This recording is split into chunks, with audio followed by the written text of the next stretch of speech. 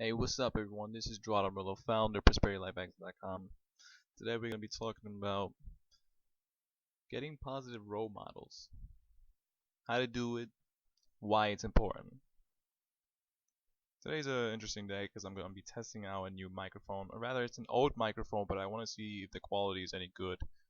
Usually, I'm using my camera, which it's not really built in with like high quality material. It's just basic stuff. So I'm going to be using this microphone. It's an old microphone, and I'm going to see how it works. Alright, so most people, like, we preach, leadership, and that is the right thing to preach because at some point we all should strive or must strive to be leaders ourselves so we can be heroes. The thing is, until you become a hero, until you become a leader, you need to be a follower. Now, this is not like one of those advices that are like, yeah, let's be a follower. So we don't generally say this because we're so focused on, hey, you gotta be a leader.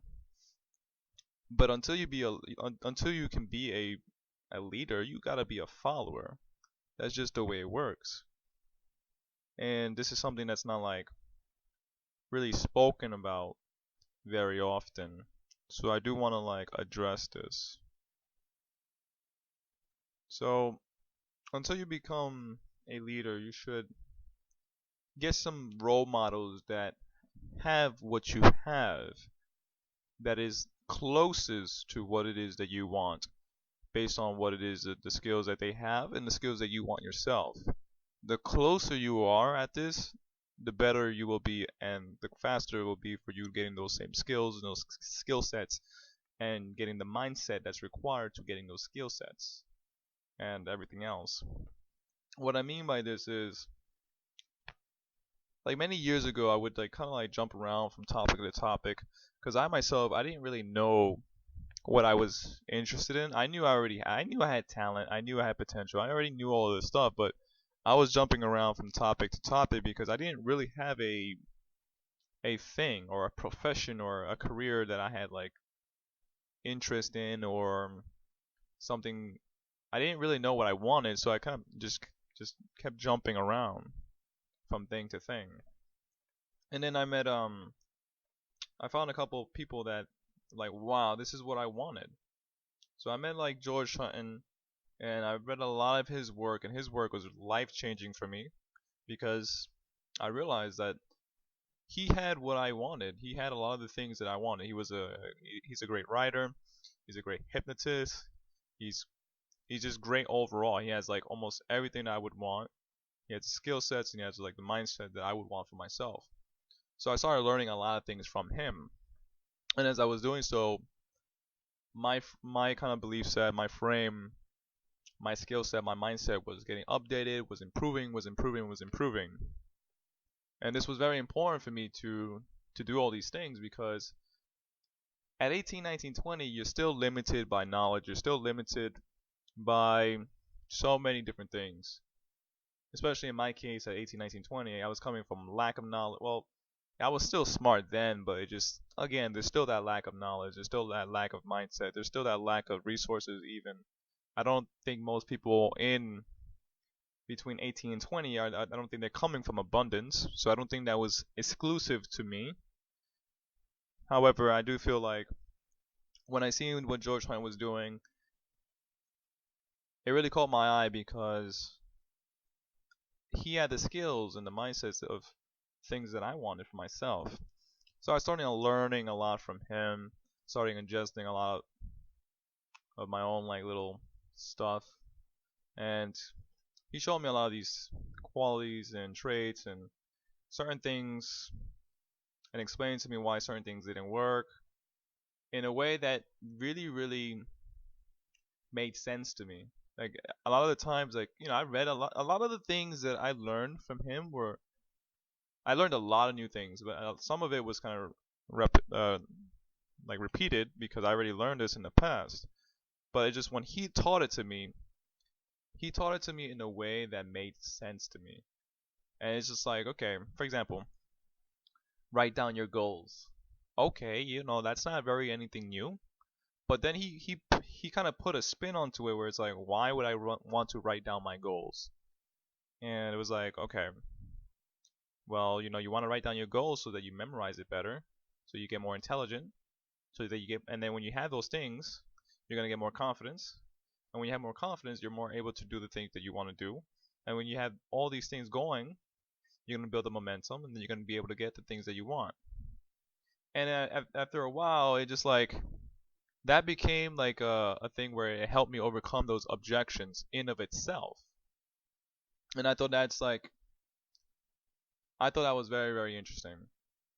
Because in the past, like, I already knew a lot of these things, but it just like when he taught it to me, he drilled it to me in my brain and my mind why I really should be doing these things. Not like, hey, you need to write down a list of your goals.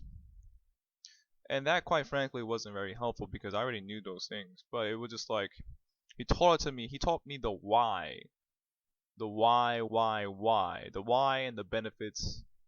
And then once that started to make sense to me, I was able to like really, really overcome a lot of limiting ideas, overcome a lot of limiting beliefs. And he helped me a lot on many different topics, many different kind of things too. Because I think that I had a lot of like, I think I already had a lot of talent. It's just that there was just too much shit on top of my talent that was just keeping me from like doing what it is that I needed to be doing. Too many limiting beliefs or I don't know, fears, or I don't know, just bad habits in general, bad kind of like mindsets. And I realized, the kind of structures to this pattern here, and it really helped me realize, okay, there's a lot of things that I need to improve on. And that's why having a mentor is really, really good. Because when you're doing it by yourself, alone, and you're trying to be the leader or whatever it is, you're doing this with a lack of understanding. You're doing this with based on what it is that you know yourself.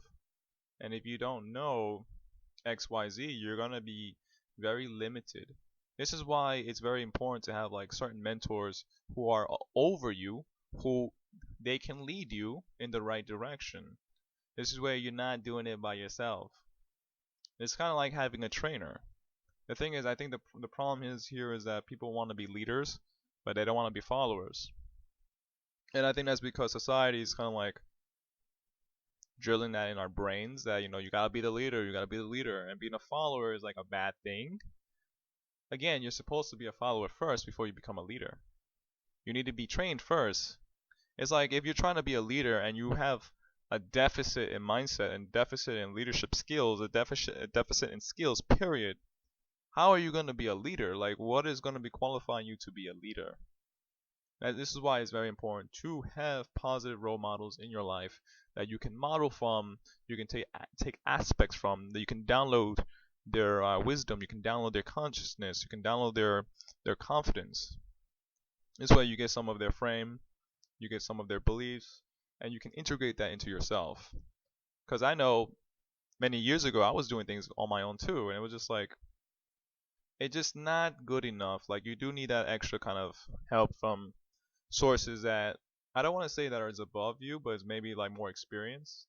Like they have more knowledge because they're older or something. That's why like at 18 I was always looking for older people to kind of help me out because they had more experience, they had more wisdom, so they can kind of teach the knowledge that I needed to know. And the truth is that it's really not wise to do it on your own, because for reasons that I already mentioned earlier, which is like you're doing these things based on the knowledge that you have. Now, if you have, I don't think that many people are at that point where they can kind of like skip all these steps, especially maybe between the 18 and 25 period. They really need to be a follower first. Maybe read some books, understand the concepts very well, get a couple mentors online, and kind of like shadow and follow them for as long as they need to until they can do their own thing. And then once they learn the concepts very well, then they can do their own thing. And I think that's how it's supposed to work when you're trying to transition from a follower into a leader. You learn as much as you can from the people who are older, wiser, more experienced than you. Then you can make that transition. George Hunt has a pretty good program called frame control. And with frame control, he guides you in getting these four heroes that you, whatever four heroes you would like, that are your favorite heroes or the heroes that you want to emulate the qualities and personalities of or get the skill sets of. And I thought it was very fun because it's like, especially for boys, because the boys like they always want to be like these heroes. Like I know specifically like video gamers, like we look up to these characters. Like we look up to like Cloud from Final Fantasy.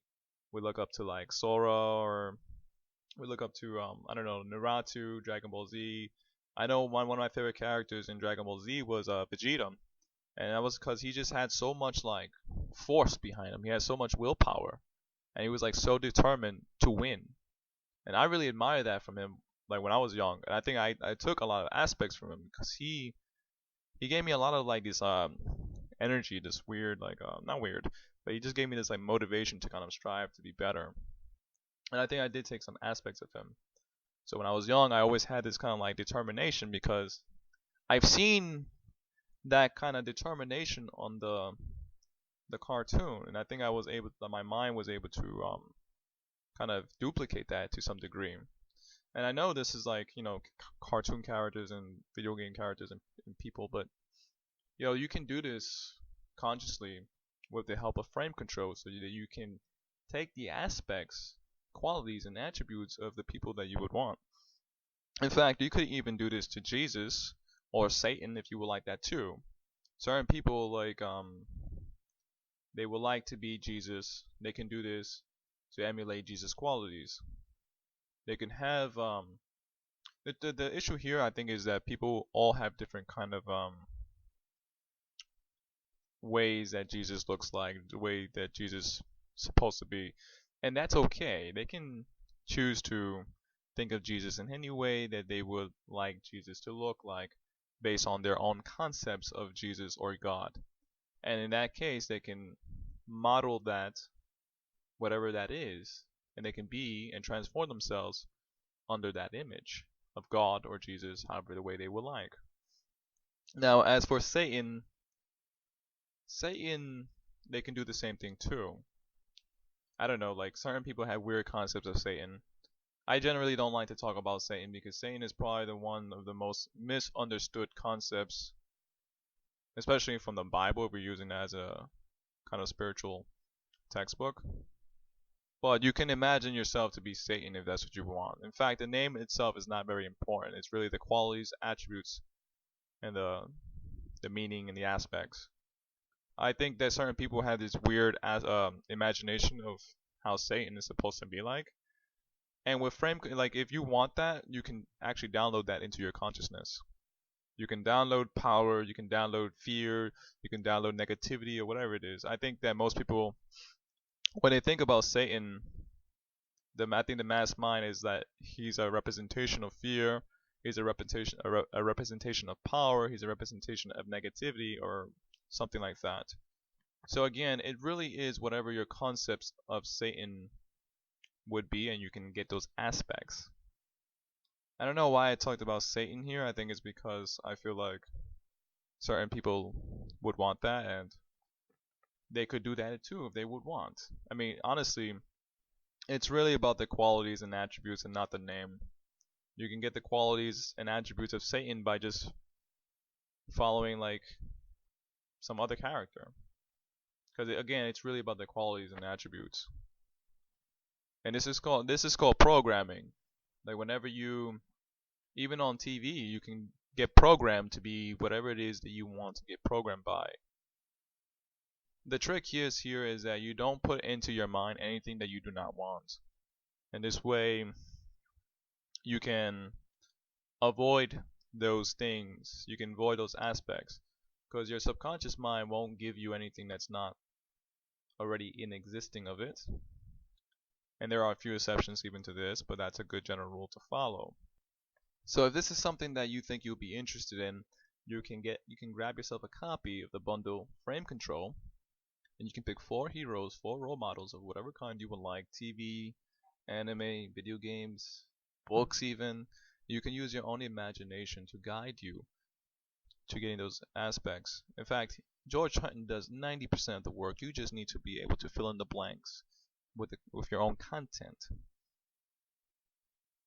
And to me, it was so exciting when I first found out frame control because it was like, wow, like someone who I can like, I think someone who gets it. Like if you tell a psychologist or a therapist, hey, I want to be like the cartoon characters too. I want to be a hero. Most of them they don't get it. They don't get it. But when you talk to hypnotists, they get it. They're like, oh, okay, you want to be a hero? We can work on that. We can fix that for you. We can just do some hypnosis. We can do some hypnotherapy, and you'll become a hero. You want to become Cloud from Final Fantasy? You can do that. You want to become Jesus? Not a problem. When you talk to psychologists, they are so they're more in like the literal version of psychology, and they don't have any kind of like sense of imagination.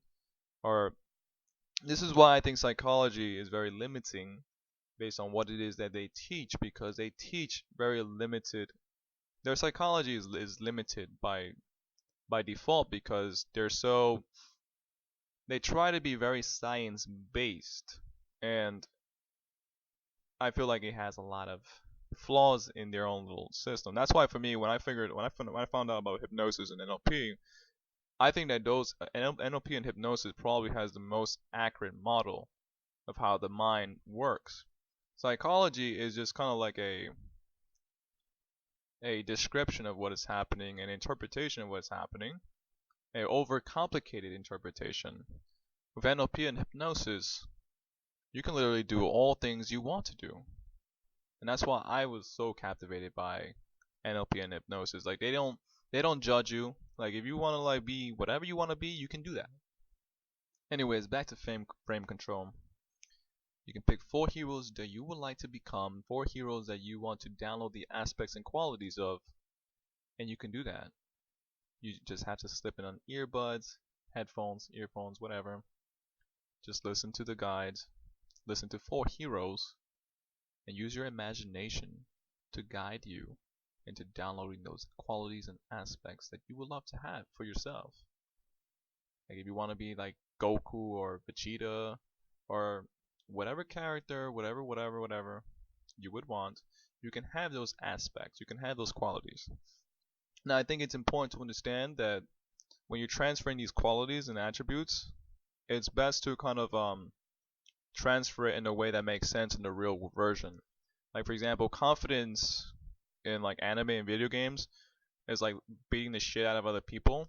Now in the real world, we don't really beat the shit out of other people. Like we're more about speaking and talking and socializing, stuff like that.